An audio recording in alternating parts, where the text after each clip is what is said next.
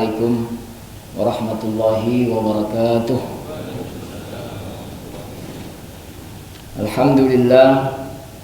Alhamdulillahi rabbil alamin. Wassalatu wassalamu ala asyrafil anbiya'i wal mursalin sayyidina wa maulana Muhammadin sallallahu alaihi wasallam wa ala alihi wa ashabihi ajma'in, amma ba'd.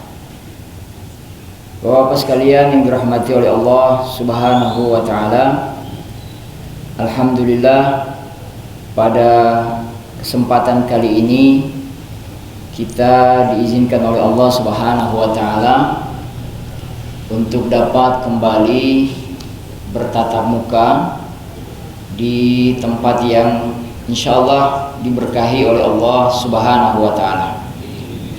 Saya diminta untuk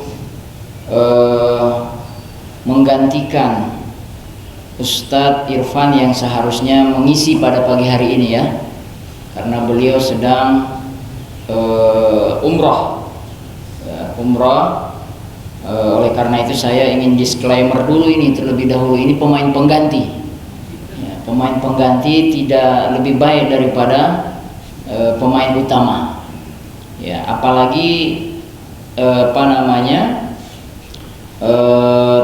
tema yang saya ingin sampaikan itu sudah saya tulis di laptop, ternyata belum saya pindahkan ke HP ya, jadi PPT-nya itu saya lupa untuk memindahkannya ke HP untuk dibaca ulang.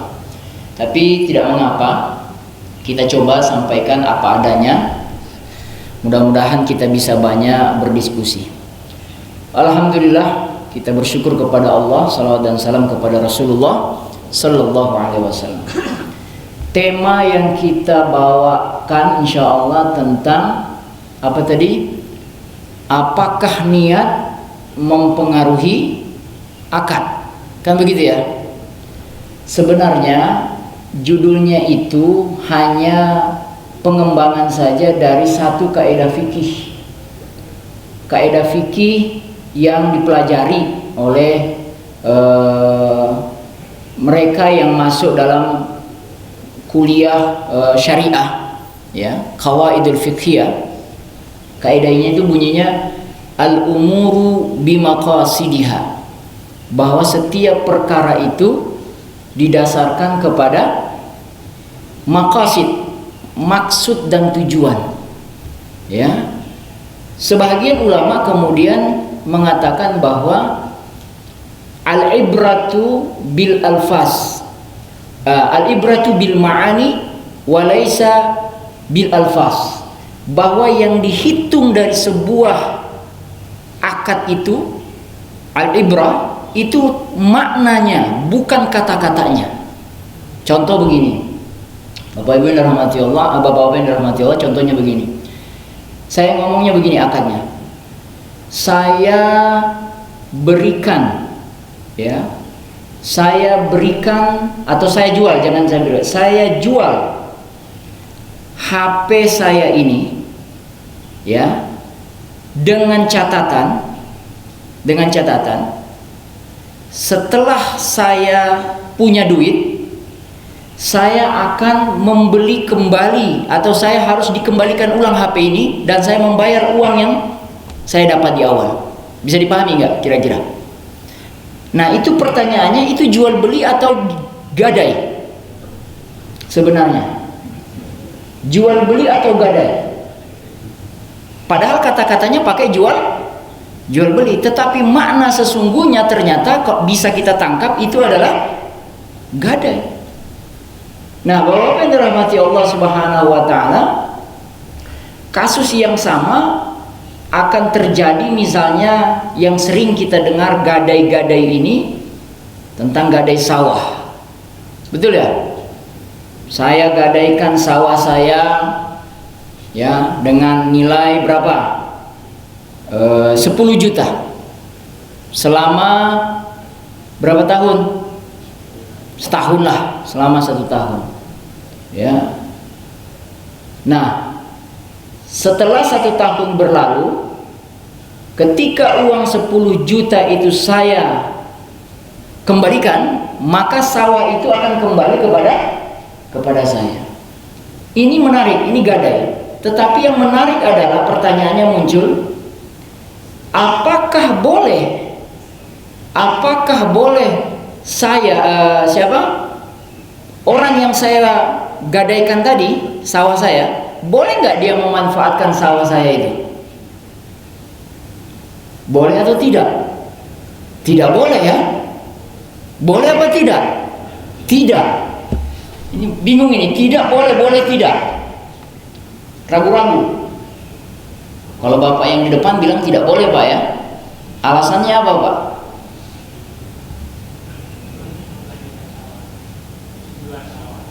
Bukan gadai. Kalau gadai bukan jual beli.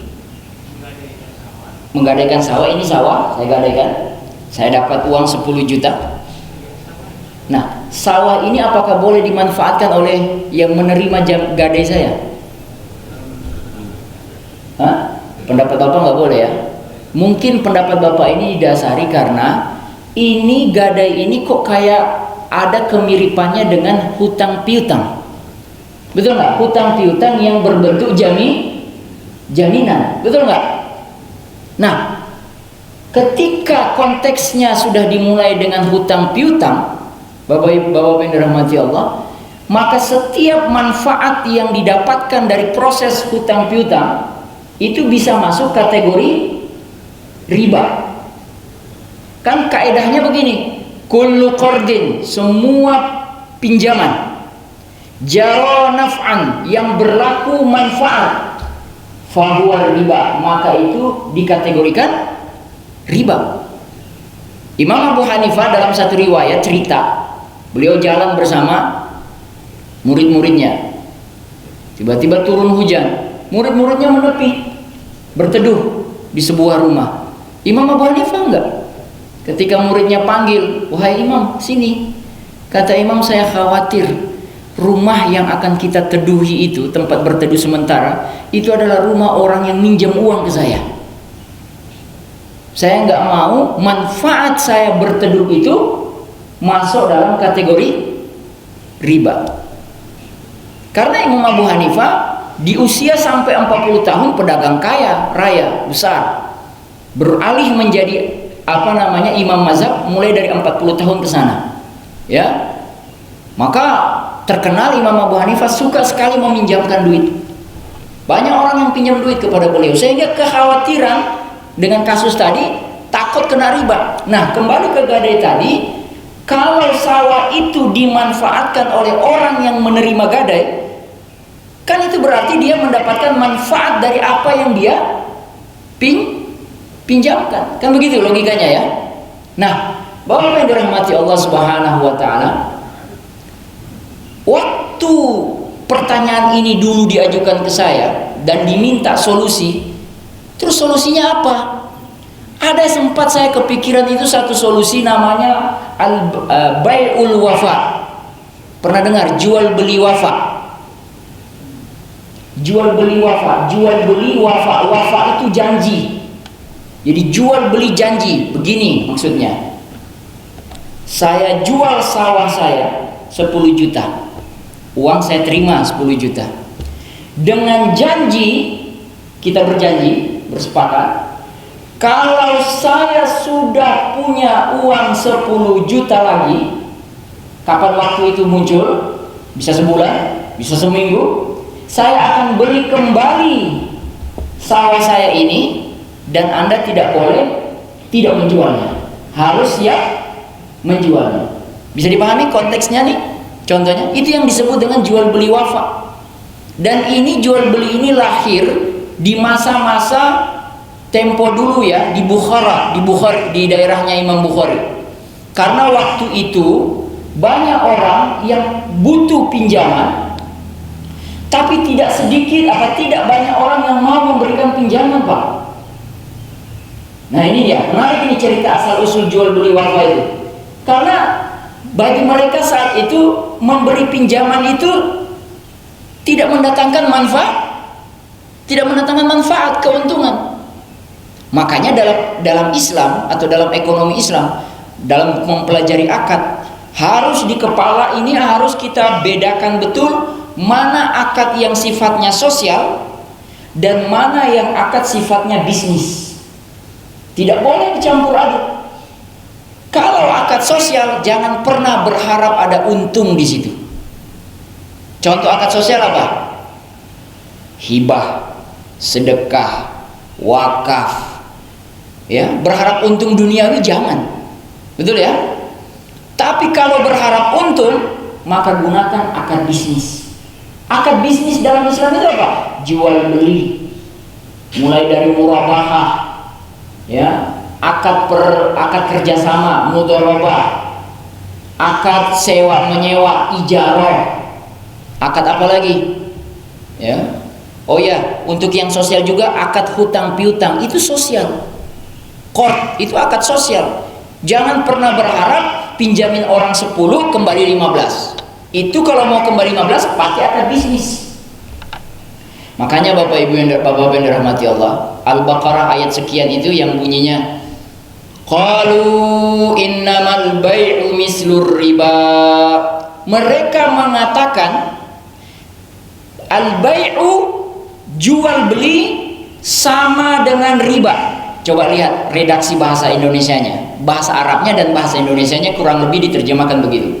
Mereka mengatakan jual beli sama dengan riba. Mereka itu siapa? Yahudi. Jual beli sama dengan riba. Kira-kira kalau kita ngomong begitu, jual beli sama dengan riba, mana sebenarnya yang lebih kuat daripada dua hal ini? Yang lebih power atau yang diikuti? Jual beli sama dengan riba. Contoh lainnya begini, Muhammad sama dengan saya. Kira-kira maksud kalimat itu apa? Maksudnya kurang lebih begini, apapun yang dicapai oleh Muhammad itu dia sama pencapaiannya dengan saya. Berarti Muhammad hanya mengikuti saya. Nah, orang Yahudi pinter kalimatnya. Wahai Muhammad, ketika turun ayat ini, mereka jawab, al-bai'u mislur riba. Jual beli sama dengan riba. Kok sama? Aqua ini saya beli 10.000, saya jual 15.000. Untung berapa? 5.000. HP ini, atau bukan HP, saya pinjamkan uang 10.000, saya minta dikembalikan 15.000. Untung berapa? 5.000. Sama nggak? Sama, motivasi akhirnya sama. Sama-sama untung 5.000. Nah, ini yang harus kita clearkan betul-betul. Ketika orang Yahudi mengatakan innamal bai'u mislur riba, sesungguhnya jual beli sama dengan riba, ayat berikutnya apa? Bukan ayat berikutnya, masih di ayat yang sama. Kalimat Allah langsung jawab. Allah langsung turun tangan. Allah langsung bilang begini, wa ahallallahu al-bai'a wa harrama riba.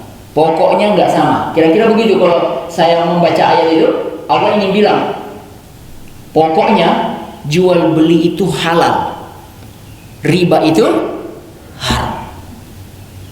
Ya. Nah, Bapak-Bapak yang dirahmati Allah, apa yang membedakan ternyata pada akhirnya? Motivasi, akad, bunyi akadnya. Kalau dia berdasarkan akad jual beli, halal, dapat untung 5.000, halal. Tapi kalau dia basicnya adalah utang piutang, mau 1.000, mau 1 sen, riba. Oleh karena itu saya ketika belajar tentang fikih muamalah, tentang akad, dua konsep ini saya ulang-ulang betul, bahwa kalau ada persoalan, pilah dulu, ini masuk kategori akad bisnis atau masuk kategori akad sosial. Nah, sekarang kita balik lagi tadi, jual beli wafa. Kira-kira itu masuk akad bisnis atau akad sosial? Bapak, bisnis dong, karena sudah pakai kata jual beli. Nah, mari kita bahas lebih lanjut jual beli wafa. Bedanya dengan gadai tadi. Saya kan bilang dulu waktu orang nanyain soal gadai sawah ini, saya kasih jawabannya pakai metode jual beli wafa. Kenapa saya usulkan jual beli wafa? Karena ketika dia sudah pakai konsep jual beli, saya jual sawah saya dengan berapa? Nilai 10 juta. Uang 10 juta saya dapat. Orang yang beli sawah saya ini, boleh nggak dia manfaatkan sawah ini? Boleh. Langsung cepat kita jawab, boleh. Kenapa? Karena sudah menggunakan akad jual beli. Clear, jelas. Betul ya? Tapi masih ada sangkutannya di ujung ya, jual beli wakaf. Kapan saya punya uang 10 juta, saya akan beli lagi. Nah, Bapak-bapak yang dirahmati Allah, dulu saya masih bertahan dengan konsep ini kalau ditanya, pakai akad jual beli wakaf. Tapi kesini saya rubah jawaban saya. Kenapa? Karena setelah saya dalami, saya tanya diri saya, sebenarnya ini main-main saja. Betul nggak? Walaupun dia pakai kata akad jual beli, setuju nggak? Motivasi terbesarnya apa sebenarnya konsep ini yang sedang terjadi? Pinjam uang, betul nggak? Pinjam uang, ya nggak? Setuju apa tidak? Ini soal niat ini.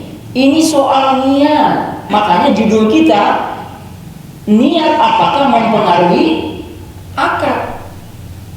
Ini soal niat. Ya. Makanya akhirnya kalau ditanya sekarang, solusinya apa? Saya jawab, jangan pakai jual beli wakaf. Walaupun sebagian ulama membolehkan jual beli wakaf. Ada yang membolehkan. Saya pakai konsep lain aja. Apa itu? Gadai ya gadai. Betul? Gadai ya gadai. Kalau mau untung dari badan gadaian, ya, misalnya gadai itu, nah ini menarik. Sebelum kita masuk, saya tukar, kita balik supaya lebih enak contohnya. Bapak gadai ke saya ambil sawah ini, saya pegang, gadai loh ya. Pertanyaannya, sawah yang saya pegang ini masih milik Bapak atau bukan? Masih dong, cuma dikuasai sebagai jaminan oleh saya. Kira-kira sawah itu masih akan dikelola nggak sama Bapak? Masih. Tapi jangankan bicara kelola, uang saja udah nggak punya. Betul nggak? Dia kan butuh duit. Orang yang menggadai, dalam konteks gadai itu kan pinjam. Orang yang minjem duit sama orang lain, berarti kebutuhannya sudah sangat mendesak. Udah nggak punya uang. Maka sangat mungkin sawah ini yang sedang saya pegang, sawah bukan saya bawa, suratnya. Sawahnya tetap di kampung sana sama orang itu. Kemungkinan besar sawah itu akan apa terjadi? Terbengkalai. Kenapa terbengkalai? Dia nggak punya modal untuk ngerjain. Saya juga nggak bisa ngapa-ngapain karena terlarang secara fikih memanfaatkan barang gadai. Akhirnya apa? Ini sesuatu yang disebut dengan innal mubazzirina kanu ikhwana syaitan. Ini mubazir. Kan begitu kita mulai menggali-galinya. Aduh, ini sawah kalau nggak dikelola rugi. Ya. Hukum tanah dalam Islam itu ada tanah tidak dikelola 3 tahun saja, punya orang 3 tahun, kemudian ada orang yang datang dia hidupkan tanah itu, pemerintah boleh kasih ke orang yang berikutnya yang menghidupkan tanah 3 tahun. Kalau bukan di zaman Nabi, itu keputusan di zaman Khalifah Umar bin Khattab. 3 tahun tanah tidak dikelola, kasih ke orang yang siap mengelola. Ya, namanya itu Ihya'ul Mawad, menghidupkan tanah mati. Ya, sekarang berapa banyak tanah di Indonesia ini yang terbiar begitu saja, ya kan? Ya, penguasaan tanah kan jomplang. Sebagian kecil orang menguasai tanah yang begitu besar. Ya, kan disampaikan sama siapa? Kiai Haji Anwar Abbas ya, MUI waktu itu. Habis itu Kiai Haji Anwar Abbas dibully di mana? Di medsos, ya kan? Padahal faktanya memang begitu. Wallahu alam, kita tidak masuk ke dalam itu lebih jauh. Nah, Bapak yang dirahmati Allah, bagaimana solusi yang kita tawarkan? Solusi yang kita tawarkan begini saja. Kalau memang mau gadai, ya gadai dari awal. Sekarang kalau mau bicara memanfaatkan soal ini, soal tanah, ya, Atau misalnya begini, sorry, si bapak itu dia masih punya duit. Tadi kita asumsi nggak punya duit ya, oke? Kita tadi asumsi nggak punya duit. Sekarang dia masih punya duit, masih dia mau kelola tanah. Kira-kira kita kalau mau dapat hasil panen dia, boleh nggak? Ini kan tanahnya gadai, sawahnya. Kita sudah milik, kita ambil jaminan. Dia masih kelola itu sawah, ada panennya. Terus dia datang ke rumah, bawa 1 karung beras. Boleh nggak kita terima? Boleh nggak Pak? Boleh. Boleh, tapi harus pakai catatan. Tidak boleh dipersyaratkan. Tidak boleh dipersyaratkan. Karena kalau jatuhnya dipersyaratkan, riba. Boleh nggak saya pinjam uang ke Bapak 10 juta, terus waktu saya mau bayar, saya kasih 12 juta. Boleh nggak Bapak terima? Kelebihan 2 juta. Boleh? Boleh, asal tidak saya syaratkan di awal. Itu yang dicontohkan oleh Rasulullah SAW. Waktu Nabi pernah minjam onta sama seorang badui, tiba tempo jatuh bayar hutang itu, datang badui itu. Wahai Muhammad, kan orang badui, orang kampung ya, kembalikan onta yang kau pinjam dulu. Kata Rasulullah, mohon maaf, onta yang saya pinjam kepadamu itu belum ada yang sama persis, kan onta itu ada kelas-kelasnya ya. Kata Nabi, nggak punya onta yang sama. Kata orang badui itu, saya nggak mau tahu, harus kembalikan sekarang. Harus kembalikan sekarang. Maka akhirnya Rasulullah SAW bilang sama Bilal, Bilal balik ke rumah, ambil onta yang ada di rumah. Bilal pergi, datang Bilal dengan onta. Ketika datang, sahabat melihat semua, ini ontanya Nabi kualitasnya jauh lebih bagus daripada onta yang dipinjam. Tapi kata Rasulullah SAW, kasih. Lalu keluarlah hadis itu yang bunyinya kurang lebih, sesungguhnya yang paling baik di antara kalian itu adalah ketika dia meminjam sesuatu kepada saudaranya, dia mengembalikannya dengan jauh lebih baik. Nah, bagi mereka yang nggak paham, nanti diterjemahkan, oh itu riba. Karena mengembalikan dengan jauh lebih baik bisa saja bermakna menambah nilai daripada pinjaman. Kayak tadi 10 juta menjadi 12 juta. Nah, jadi kalau orang itu tetap mengelola sawahnya, kebetulan dia masih kelola, dan dia ingin datang ke rumah bawa 1 karung hasil panen, terima saja, asal dengan catatan tidak dipersyaratkan di awal. Clear? Itu solusi pertama. Ya. Solusi yang kedua adalah bisa saja dibikin akad yang baru lagi. Akad yang baru itu namanya akad pengelolaan, yaitu akad kerjasama lahan itu. Nah, kita sebagai yang menerima gadai, kan sawah sudah milik kita jaminan. Sayang kan kalau tidak dikelola. Nah, kita bilang sama dia, petani itu, bapak itu, Pak, bapak masih mau kelola itu, nggak punya duit Pak. Saya pinjam duit aja ke bapak 10 juta, ini orang istri saya sakit, anak-anak saya mau sekolah, bagaimana saya mau ngurus lagi, ini nggak ada modal, pupuknya, bibitnya. Nah, bikin aja akad baru, yaitu Pak, saya yang akan tanggung semua modal pembiayaan, bibitnya, pupuknya. Nanti kalau bapak kerjanya adalah mengelola. Nanti setelah panen kita bagi hasil, bagi bapak 60, bagi saya 40, selesai. Jadi tidak ada istilahnya yang nganggur. Nah, kalau dipakai bai'ul wafa, saya kok masih agak sedikit mengganjal, karena memang dia pakai kata jual beli, tetapi hakikatnya tadi sebenarnya ini ujungnya adalah hutang piutang. Bapak yang dirahmati oleh Allah Subhanahu wa ta'ala. Ya, al-umuru bimaqasidiha, setiap perkara itu berdasarkan maksud dan tujuan. Itu kaidah fikihnya. Dari mana dalilnya kaidah ini? Innamal a'malu binniyah.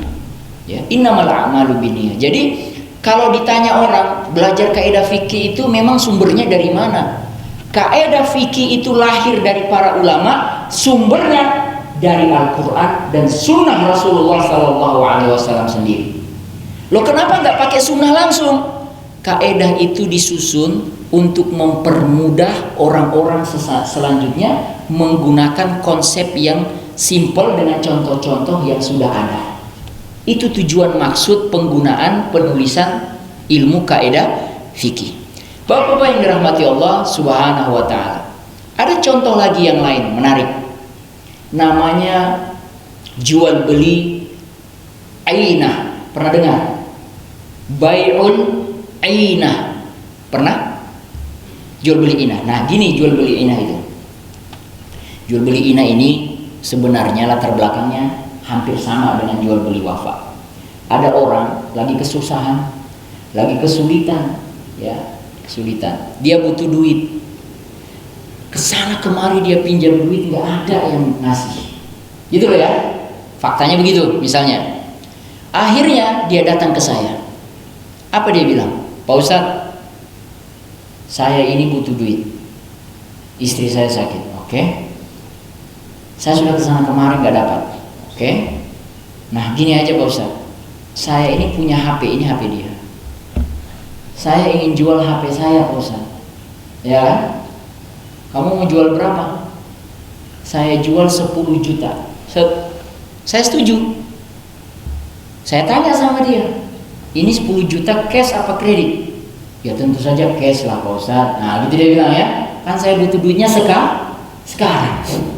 Udah, sini. Uang saya kasih 10 juta. Dia pegang duit 10 juta, HP dia saya pegang. Pertanyaannya, saya tanya ke dia, emang kamu gak butuh HP ini? Kan kalau orang gak punya HP hari ini kan gawat ya. Itu kan sarana paling penting ya, berhubungan, komunikasi, macam-macam lah. Dia jawab, memang butuh saya Ustaz, tapi apa boleh buat? Hanya itu yang bisa saya jual sekarang. Saya kasih solusi dia. Saya bilang begini, gini aja lah, kita pakai konsep bayul inah. Dia baru dengar, apa itu bayul inah? Kamu kan barusan tadi jual ke saya HP ini cash, betul Ustaz. Sekarang saya jual balik. Saya jual lagi. Nih. Berapa Pak Ustaz? Ya, konsep jual beli apa motivasi orang jual beli? Untung. Kan kamu tadi jual ke saya 10 juta, masa saya jual 10 juta? Kalau gitu main-main kita dari tadi. Ya kan? Udah saya jual ke kamu 15 juta. Loh, kok 15 juta Pak Ustaz? Ya memang saya mau cari untung kok. Tapi saya kan gak punya uang 15 juta. Kan tadi saya baru cuma dapat 10 juta. Tenang, kamu gak usah bayar cash. Kamu bayar kredit ke saya. Berapa lama Pak Ustaz? 5 tahun. Lama ya. 15 juta 5 tahun itu sebulan berapa gitu ya. Dia pikir, bagus juga ide Pak Ustaz ini. Artinya dia dapat cash sekarang. Betul ya? Dia kan dapat cash tadi. HP-nya balik lagi. Tapi di kondisi yang sama, di waktu yang sama. Sekarang dia punya hutang ke saya berapa? 5 juta. 15 juta. Sekarang saya tanya sama Bapak, syar'i atau tidak syar'i ini? Tidak. Hah?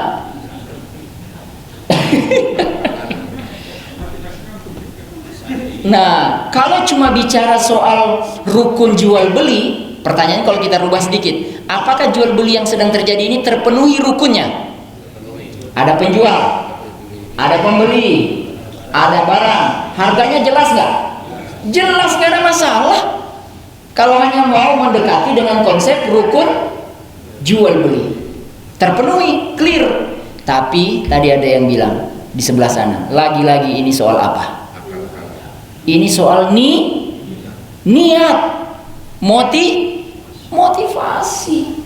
Jadi solusi yang saya berikan tadi sebenarnya kelihatannya dalam tanda petik bagus, tapi ini pada hakikatnya hutang piutang. Wong dia datang dari awal tadi udah ngaku, saya itu udah kemana-mana nggak dapat pinjaman. Datang ke saya pikirannya nakal pula. Ya, orang susah, saya buat lagi cari untung. Makanya kenapa para ulama melarang, sebagian besar ulama melarang penggunaan yang disebut dengan bai'ul inah ini, jual beli inah namanya, ya. Tapi di Malaysia digunakan. Nah ini menariknya ini. Jadi kalau kita lihat fatwanya Malaysia, mereka mengizinkan dalam lembaga keuangan mereka menggunakan konsep ini. Kenapa mereka bolehkan? Karena kalau diperhatikan secara cepat, konsep begini akan memudahkan orang datang ke bank untuk minjam duit, betul nggak? Dan dia syar'i, secara syar'i Pak, karena memenuhi rukun jual beli. Tetapi ulama kita Indonesia, fatwa Dewan Syariah Nasional mengatakan ini tidak boleh. Bapak yang dirahmati oleh Allah Subhanahu wa Ta'ala, ya. Jadi masih banyak ya contoh-contoh yang dalam jual beli atau dalam keseharian kita itu niat itu sangat mempengaruhi keabsahan terhadap jual beli ataupun akad-akad yang kita gunakan. Ya. Sampai di sini ada pertanyaan? Ya, ada nggak? Oh silakan Pak.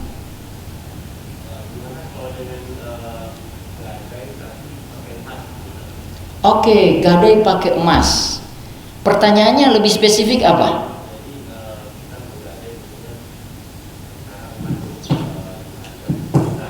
Oke, silakan pakai mic-nya, Pak. Udah nyala itu.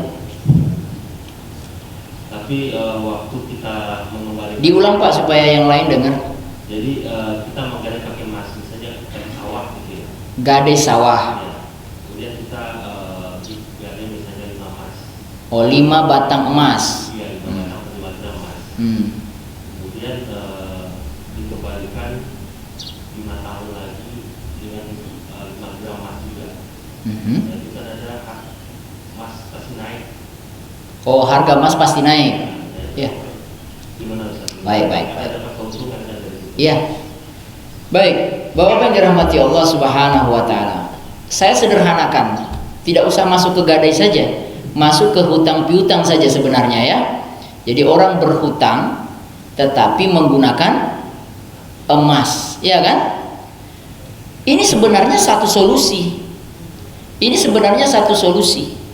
Karena dengan menggadaikan 5 batang emas, ya, atau berhutang dengan 5 batang emas, maka orang yang dihutangi, orang yang dipinjami, dia juga akan mendapatkan kembalian sama seperti waktu dia dulu dipinjamkan, betul nggak? Dipinjami 5 batang emas, dia balik lagi. Jadi si fulan minjam ke si fulan, dia pinjam uang, tapi bukan dalam bentuk uang, dia pinjam dalam bentuk emas. Dapatlah emas 5 gram, 5 batang emas nih. Nah 5 batang emas ini baru dia jual, ya kan? Uangnya dia pakai. Terus setelah 1 tahun dia akan kembalikan 5 batang emas lagi. Bagus nggak ini? Ini bagus. Ini solusi. Yang jadi masalah yang sering ditanyakan itu, orang ini, yang ini minjamkan uang 20 juta ke sini selama waktu 10 tahun. Ketika 10 tahun berlalu, 10 tahun ke depan, dia ini, orang yang ini kembalikan 20 juta atau berapa? Sama, dia kembalikan 20 juta. Kembalikan. Rugi nggak ini? Rugi nggak? Rugi karena nilai 20 juta 10 tahun lalu beda dengan 20 juta hari ini. Tapi saya ingin bilang sama orang-orang yang sudah terlanjur menggunakan konsep hutang dengan uang, terutama kepada ini saya nasihatkan. Bapak, waktu Bapak meminjamkan uang 20 juta 10 tahun lalu ke si fulan ini, itu motivasi Bapak apa sebenarnya? Tolong dijawab. Orang yang meminjamkan uang kepada orang lain, motivasinya apa? Nolong apa bukan? Nolong. Makanya saya bilang dari awal, pinjam meminjam itu masuk ranahnya akad sosial, akad cari pahala. Jadi bapak dari awal jangan pernah berharap keuntungan. Tapi kan saya rugi Pak Ustaz, 10 tahun uang saya sama dia. Sekarang dia kembalikan nilainya sama, kuantitasnya sama tapi nilainya sudah berubah. Saya akan jawab lagi, selama 20 tahun Bapak didoakan sama dia, dicatat oleh malaikat. Selama 20 tahun Bapak pinjamkan uang dia, dan uang Bapak itu berhasil dia jadikan modal dan dia sekarang sukses. Berapa banyak pahala yang Bapak dapat daripada meminjamkan 10 tahun lalu sebesar 20 juta. Diamlah dia. Ya. Bapak dan rahmati Allah. Oleh karena itu, kalau masih memang menyimpan perasaan ingin kembali untung yang sama, nilai yang sama, jangan pinjamkan uang, pinjamkan emas. Termasuk dalam jaminan. Kalau mau tidak ribet, berikan barang jaminan itu sesuatu yang tidak menyulitkan. Apa yang tidak menyulitkan? Emas jadikan sebagai jaminan. Surat berharga jadikan sebagai jaminan. Ya, karena kalau sifatnya itu jaminan sawah, jaminan kuda, itu butuh butuh dana pemeliharaan. Betul nggak? Siapa yang akan mengeluarkan dana pemeliharaan sama kuda jaminan? Ya, Bapak yang dirahmati Allah, begitu Pak, kurang lebih yang bisa saya jawab. Ada lagi yang lain? Mangga Pak. Itu ada Mi? Apanya? Dana talangan haji di bank saya. Oh, dana talangan haji, ya. Dana talangan haji itu sifatnya kayak kita sekarang itu yang populer, kita datang bayar 25 juta, betul ya? Langsung dapat kursi, betul ya? Konsepnya begitu. Talangan itu. Jadi kita datang bayar 25 juta, langsung dapat kursi. Sisanya itu ditalangi bukan? Atau saya perlu penjelasan lebih lanjut? Saya agak lupa. Kan dia nalangin 25 juta tertentu. Siapa yang nalangin? Oh, bank, oke. Dapat porsi. Mm-mm. Tapi kan pengembaliannya itu ada kelebihan ya. Jadi misalkan dia kerjakan sampai 6 tahun, di total ya lebih dari 25 juta. Oh, jadi bank itu ketika kita datang ke bank, Pak saya mau haji, dia minta uang cash 25 juta kan? Kita nggak punya, betul nggak? Kita cuma punya berapa misalnya? Biasanya kalau di transaksinya juga cuma masukin 1 juta. 1 juta saja. Jadi ya, seperti tabungan. Kemudian bank besarnya itu langsung isi 25 juta.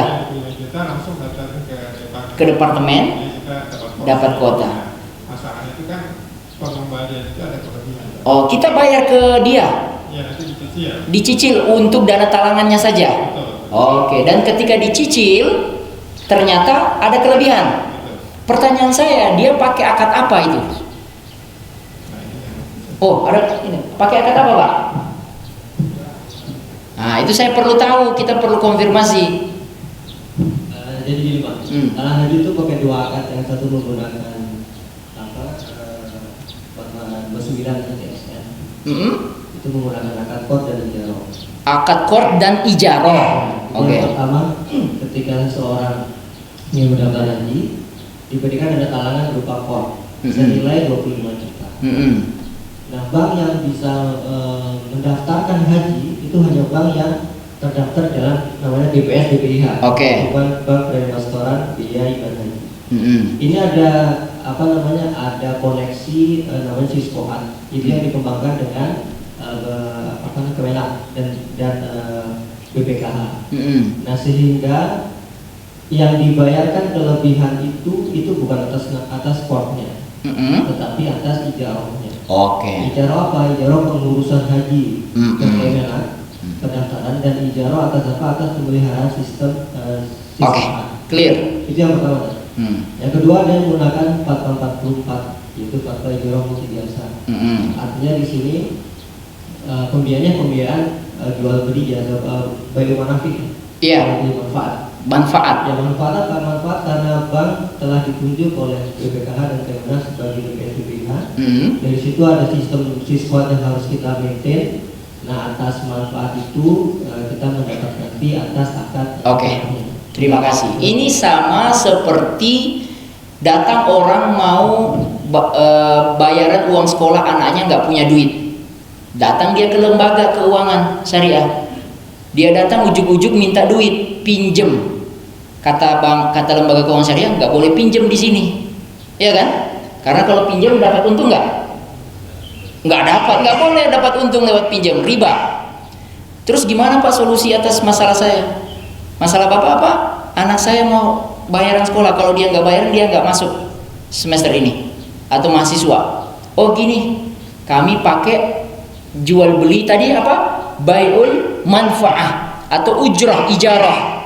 Kami yang akan pergi bayarkan, kami yang akan pergi kontak sistem kampus itu, ya kata orang banknya, kami akan kontak sistem itu, kami akan bayarkan hutang semesteran anak Bapak. Setelah itu atas dasar upaya kami pergi membayarkan itu, kami minta upahnya, gitu Pak. Kami minta upah. Nah, berapa upahnya? Dibicarakan. Saya upahnya sekian, saya minta upahnya sekian. Sepakat? Sepakat. Itu namanya pakai akad ijarah. Nah, dalam konteks haji ternyata dikembangkan qard plus ijarah. Nah, ada yang bertanya, kan tidak boleh ada dua akad ya? Selalu ada hadis begitu ya? Ada yang pakai hadis tuh. Apa itu hadis bunyinya? Naha Rasulullah sallallahu alaihi wasallam bai'atani fil bai'ah. Nabi sallallahu alaihi wasallam melarang menggabungkan dua jual beli atau dua kontrak dalam satu kontrak. Betul ya hadisnya? Memang begitu hadisnya. Nah, kata dia yang pakai hadis ini, kenapa digabung qard sama apa tadi?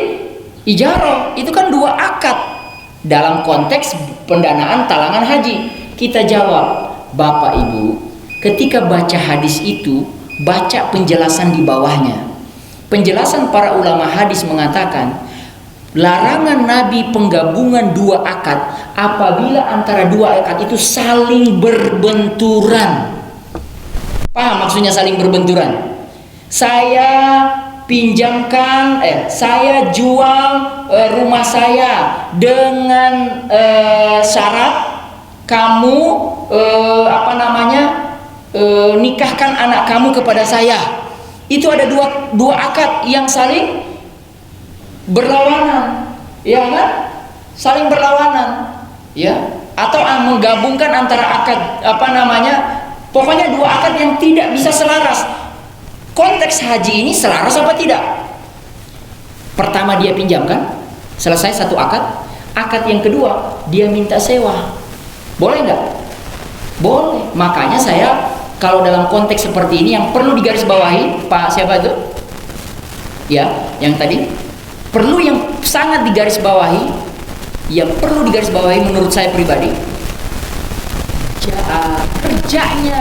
Kerjanya si lembaga itu harus betul-betul real. Paham? Harus betul-betul ada kerjaannya. Atas dasar kerjaannya itulah dia berhak meminta upah. Kira-kira begitu Pak. Jadi bukan soal Bapak dipinjamin uang 25.000, terus Bapak cicil ke banknya itu kembalinya jatuh-jatuh 30 juta. Bapak pinjam 25 juta, kembalinya 30 juta. Bukan. Itu bukan qard murni. Di situ qardnya betul-betul Bapak hanya pinjam 25 juta, kembali 25 juta. Tapi tambahan yang 5 juta tadi itu namanya upah. Kenapa ini terjadi? Bank itu lembaga sosial apa lembaga bisnis? Lembaga bisnis. Kalau hanya dia dapat begitu, dia nggak bisa bergerak dia. Beda kalau misalnya Bapak ajukan pertanyaan begini, itu di Jepang sana banknya udah nggak ada bunga, padahal dia nggak pakai nama bank syariah sekalipun. Loh, di Jepang itu banknya 0%, siapapun yang mau datang, warganya, rakyatnya. Beda, kekuatan bank mereka sudah sangat kuat betul. Malah dicari warganya untuk bisa diberikan pinjaman 100 juta balik 100 juta. Kira-kira itu yang bisa saya jawab, Pak. Terima kasih ya atas tambahan yang diberikan tadi. Ya, clear ya. Qard plus ijazah. Wallahu a'lam bishawab.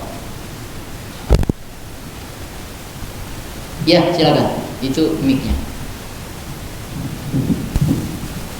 Assalamualaikum warahmatullahi wabarakatuh. Waalaikumsalam.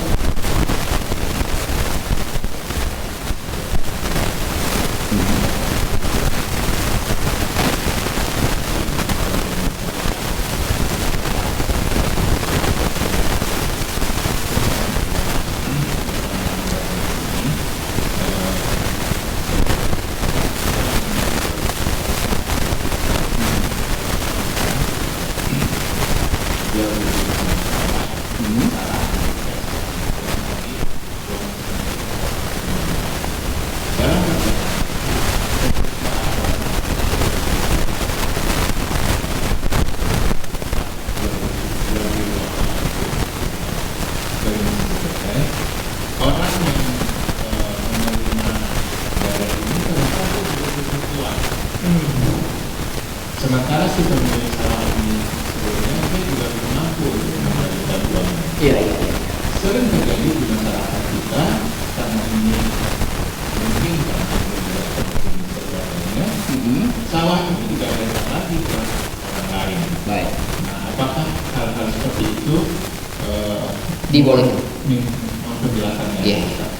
Terima kasih. Assalamualaikum warahmatullahi wabarakatuh. Waalaikumsalam warahmatullahi wabarakatuh. Dua pertanyaan ini saya coba jawab langsung. Terima kasih sudah. Bahwa mudah-mudahan saya tidak salah bahwa gadai itu yang saya pahami, gadai itu hampir mirip dengan hutang, betul ya? Betul. Karena hutang yang pakai jaminan ya, itu namanya gadai ya. Oke. Nah, kalau dia pakai hutang, memang ada satu konsep yang belum kita jelaskan tadi. Kalau basicnya hutang harus ditentukan waktunya. Harus ditentukan waktunya. Jadi gadai itu seyogianya ditentukan waktu. Tidak boleh dibiarkan begitu saja ya. Ini berdasarkan firman Allah di surat Al-Baqarah 282. Ya ayyuhalladzina amanu, wahai orang-orang yang beriman, iza tadayantum, kalau kalian melakukan pinjam meminjam, ila ajalin musamma, pada waktu yang kalian tentukan, musamma. Berarti kalau bikin akad hutang-hutang, syarat pertama harus ditentukan waktunya. Faktubu, catat semua itu. Waktunya kapan? Oke. Perhatikan Al-Baqarah 283 ayat selanjutnya. Coba lihat 283. Apa bunyinya? Wa in kuntum ala safarin, kalau kalian berada dalam perjalanan, walam tajidu katiban, kalian tidak nemu yang bisa nulis, kalian berdua juga gak pandai nulis, gitu ya. Wa in kuntum ala safarin walam tajidu katiban farihanum makbudah, maka farihanum makbudah, pakai benda yang bisa dijadikan jaminan. Nah, itu masuk tuh. Jadi asal muasalnya hutang. Ketika hutang itu diperintahkan ditulis supaya clear, ternyata nggak ada yang bisa nulis, pakai jaminan. Ya. Pakai jaminan supaya nggak lari orang itu. Ayatnya kita lanjutin. Wa in kuntum ala safarin wa lam tajidu katiban farihanun maqbudah. Ada lagi solusi ketiga, opsi ketiga. Fa in amina ba'dukum ba'dha. Tapi kalau kalian sudah saling mempercayai, aminah, amin, amanah, falyu'addil ladzi tumina amanatah, maka hendaklah kalian tunaikan janji-janji kalian. Jadi yang nomor 3 ini hanya kena kepada orang-orang yang levelnya sudah sama-sama beriman, ya sudah sama-sama amanah. Nah, jadi satu jawaban saya, perlu ditentukan waktunya Pak. Nah pertanyaan yang tadi yang agak di belakang, boleh nggak dia gadaikan lagi? Nggak boleh. Dia harus selesaikan dulu akad itu, ya. Dia harus selesaikan dulu akad tersebut, karena sesungguhnya benda yang dijadikan jaminan bukan milik dia. Setuju apa tidak? Apa bedanya jual beli dengan non jual beli? Nah ini ilmu dasarnya juga, ini perlu dicatat ini. Apa bedanya jual beli sama dengan non jual beli? Bedanya, kalau jual beli terjadi perpindahan kepemilikan, itu rumus itu. Asalkan jual beli terjadi perpindahan kepemilikan. Nah menariknya yang jual beli wafat tadi ya Pak ya, karena sudah pakai akad jual beli berarti sudah milik dia kan. Pertanyaan Bapak, boleh nggak dia jual? Kalau dia pakai jual beli wafat, jual lah, tapi itu akan jadi masalah. Makanya saya bilang tinggalkan jual beli wafat itu, karena dia akan menimbulkan masalah baru. Kalau kasus Bapak diterapkan, dia jual kembali barang itu, sementara dia punya janji orang itu ketika mau beli lagi harus ada benda itu. Bayangkan kalau itu tidak ada benda itu yang sama, bendanya harus sama, luasnya harus sama. Bahkan kalau kita kaji lebih dalam, jangan-jangan ada syarat di bab fikih itu lokasinya harus sama. Dia tidak boleh ditukar dengan barang lain. Wallahu a'lam bishawab. Jadi Pak, tentukan waktu ya, dan jangan dijual. Bahaya. Karena sebenarnya kalau gadai murni, benda gadai itu bukan milik, masih tetap milik orang. Wallahu a'lam. Sudah Budi? Cukup? Wah, luar biasa. Ini bagaimana nih? Ada 2 pertanyaan lagi. Bagi yang mau sholat syuruk didahulukan juga silakan. Nah itu tuh, ya, saya tergantung Bapak nih. Silakan.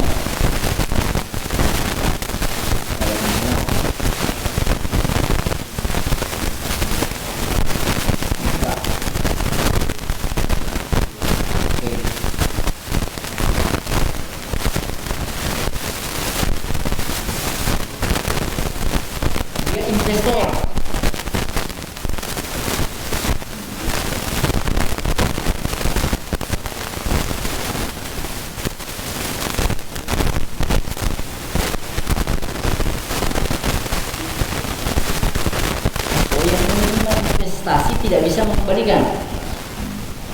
Artinya dia punya Gagal.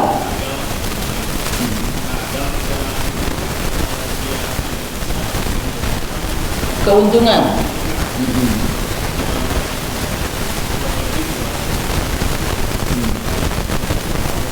Iya. Iya.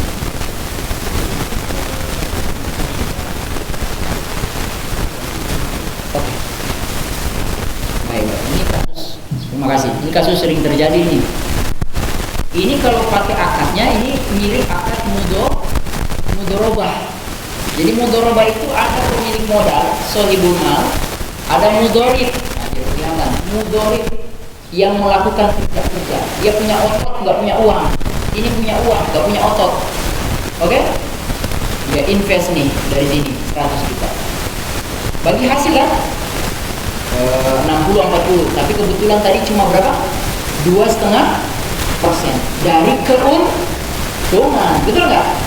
Jadi mudharabah itu yang 2,5% itu dari modal apa dari keuntungan?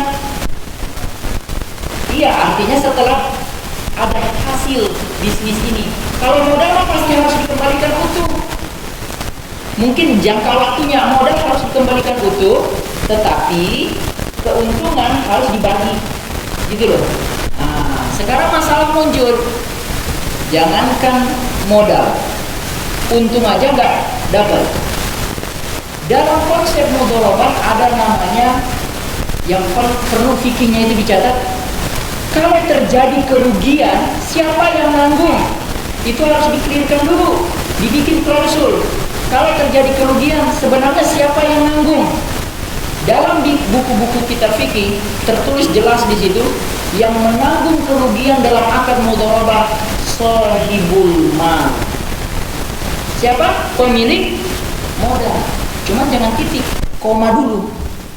Dengan catatan kerugian yang terjadi bukan karena kelalaian mudorib. Artinya pasar, keadaan yang bukan dia sengaja.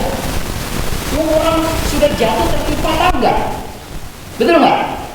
Nah, tapi kalau kerugian ini terjadi kelalaian dia, maka dia harus ganti.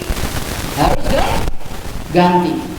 Nah, Bapak-Bapak dan Ibu-ibu yang dirahmati Allah, di lembaga keuangan syariah, jika saya tidak salah, konsep ini kalau dipraktekkan pun ditambahkan satu lagi, jaminan. Jadi ada namanya jaminan, supaya kalau bisnis ini nggak jalan, jangankan bicara bagi untung, asalkan modalnya bisa dia kembalikan dengan jaminan itu sudah syukur. Karena apa? Karena bank syariah sebagai pemberi modal, uang yang dia berikan itu bukan uang dia sendiri. Uang siapa? Uang orang-orang yang kecil-kecil yang cuma punya tabungan 2 juta, 5 juta, 10 juta, itu yang dikasih ke sini. Oleh karena itu kenapa di bank syariah itu, ini jujur saja, untuk bagian pembiayaan bisnis seperti ini sangat hati-hati. Dan boleh jadi silakan dicek di datanya, lebih kecil porsinya yang diberikan untuk model begini mudorobah daripada yang namanya murobah, jual beli mobil. Jadi pahami? Nah, kenapa saya bilang jaminan, lagi balik jaminan? Rasulullah Sallallahu Alaihi Wasallam mencontohkan dalam kehidupan beliau pernah meminjam makanan kepada Yahudi. Pernah dengar riwayat itu? Apa yang jadi jaminan tadi waktu pinjam makanan ke Yahudi? Balik besi.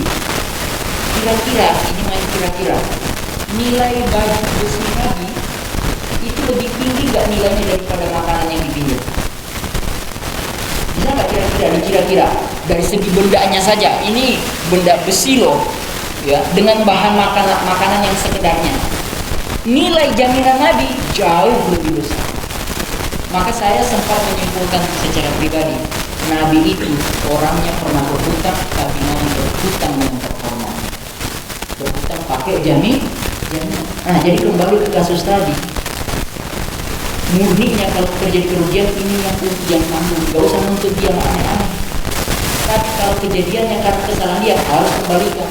Nah, di lembaga keuangan syariah, konsep yang awal tadi nggak dipakai juga, nggak dipakai murni, dia pakai penutupnya jaminan, karena dia pegang resiko kalau bisnis ini gagal, uang nasabah yang akan hilang. Terakhir, bapak-bapak dan bapak-bapak kalau nabung uang di bank syariah, tes pertanyaan ini, pakai akad apa? Titipan doang atau akan bisnis mudorobah bagi hasil? Ada yang tahu nggak waktu buka rekening? Sudah tanyakan, bapak pakai akan apa? Mudorobah, bisnis.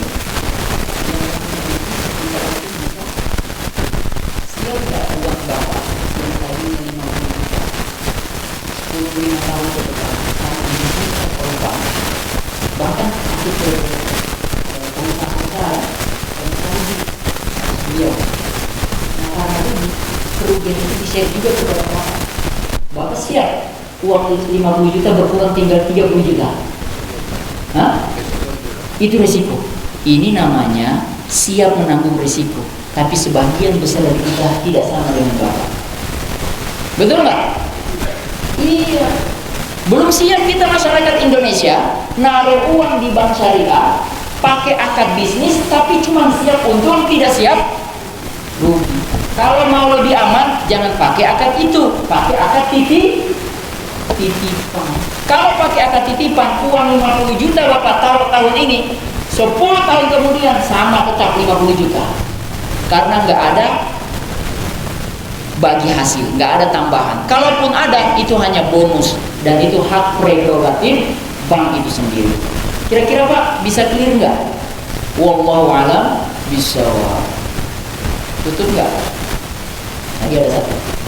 Cukup. Oke, kita cukupkan. Nanti setelah ini Pak kita ketemu saja, mudah-mudahan bisa kita ambil waktu. Bawakan dirahmati Allah Subhanahu wa taala. Kita tutup. Mudah-mudahan ini bermanfaat bagi kita semua. Saya senang sekali kalau ada pertanyaan-pertanyaan, karena kadang-kadang pertanyaan Bapak tidak kepikiran sama saya. Kayak tadi ya, soal apa? Dana halangan haji ya, dan lain-lain. Mudah-mudahan semakin memperkaya diskusi kita ke depan. Terima kasih. Kita tutup dengan sama-sama membaca hamdalah. Alhamdulillahirabbil alamin, dan doa penutup majelis. Subhanakallahumma wa bihamdika asyhadu an la ilaha illa anta astaghfiruka wa atubu ilaik. Assalamualaikum.